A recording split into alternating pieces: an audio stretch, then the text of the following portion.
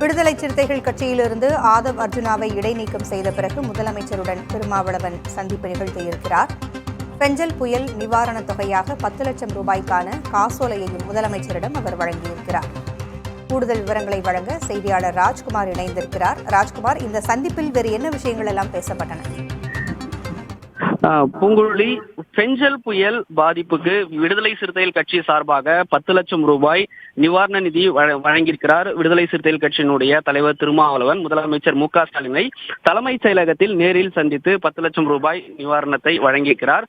தொடர்ந்து திமுக கூட்டணியில் விசிக கட்சியினுடைய துணை பொதுச் செயலாளர் ஆதவ் அர்ஜுனா அவர் பேசியிருந்த கருத்து திமுக கூட்டணிக்குள் திமுக விசிக இடையே ஒரு சலசலப்பை ஏற்படுத்தியது.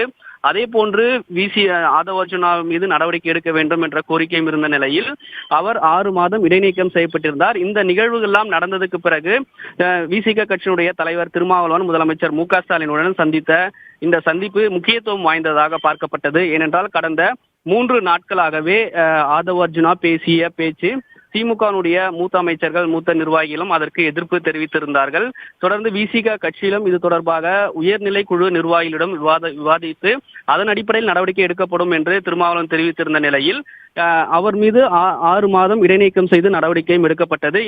இந்த நிகழ்வுக்கு பிறகெல்லாம் முதலமைச்சருடன சந்திப்பு முக்கியத்துவம் வாய்ந்ததாக பார்க்கப்பட்டது. அதே போல இந்த இடத்தில் தலைமைச் செயலகத்தை பொறுத்தவரை வெள்ள நிவாரண நிதி 10 லட்சம் ரூபாய் வழங்குவதற்காகவே முதலமைச்சருடன் இந்த சந்திப்பு நடைபெற்றது. முதலமைச்சரை சந்தித்து 10 லட்சம் ரூபாய் அதற்கான நிவாரணத்தை விடுதலை சிறுத்தைகள் கட்சி தலைவர் திருமாவளவன் வழங்கியிருந்தார். அதே போன்று முன்னாள் முதலமைச்சர் கலைஞரனுடைய 100ஆண்டு விழா ஒட்டி சிறப்பு மலர் வெளியிடுவதற்கான ஏற்பாடுகள் செய்திருந்தார்கள். அதை முதலமைச்சர் மு.க.ஸ்டாலின் வெளியிட மூத்த அமைச்சர் துரைமுருகன் பெற்றுக்கொண்டார். இந்த நிகழ்வில் எல்லாம் விசிக கட்சியினுடைய தலைவர் திருமாவளவன் இருந்தார். எனவே இதுதான் ஒரு முக்கியமாக இருந்தது. இந்த சந்திப்பு, அதாவது திமுக விசிக இடையே ஆதவ் அர்ஜுனா பேசிய இந்த சந்திப்பு சர்ச்சைகளில் குறித்து ஒரு சில விஷயங்கள் பேசியிருப்பதாக தெரிகிறது. அதே போல முழுமையான விவரங்கள் என்ன பேசப்பட்டது என்பது குறித்து திருமாவளவன் இன்னும் சற்று நேரத்தில் செய்தியாளர் சந்தித்தும் பேச இருக்கிறார். தகவல்களை வழங்கியமைக்கு நன்றி ராஜ்குமார்.